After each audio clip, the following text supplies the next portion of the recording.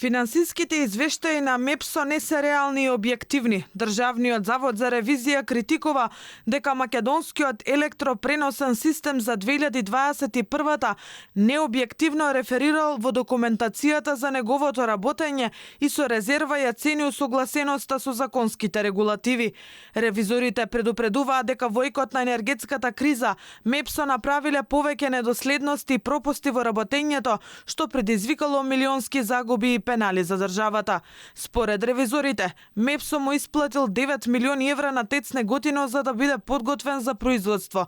Парите биле исплатени, но кога централата требала да произведува струја, конкретно среде најголема енергетска криза, тоа не се случило. Ревизорот критикува и дека Македонија платила пенали од 25 милиони евра поради неисполнетата обврска за домашно производство за потребите на трговците, која се надоместуваше со скап увоз од Европската енергетска мрежа.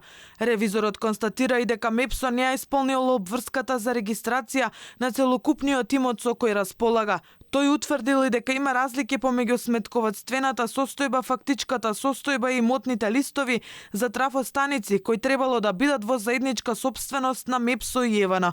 Но на имотните листови за две трафостаници било впишано дека единствен сопственик бил само ЕВН, кој истите ги искористила за да добие хипотека вредна 77 милиони евра, што според ревизорот подоцна влијаело и врз цената за пренос на струја.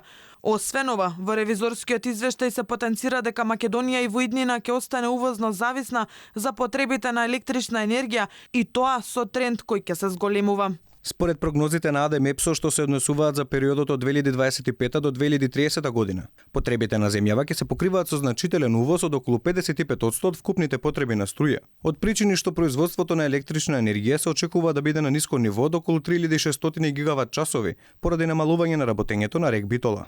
Ревизорот предупредува дека ако нема сериозни инвестиции во електроенергетските капацитети, состојбата на Македонија во делот на потребите од увоз на електрична енергија драматично ќе се влошат.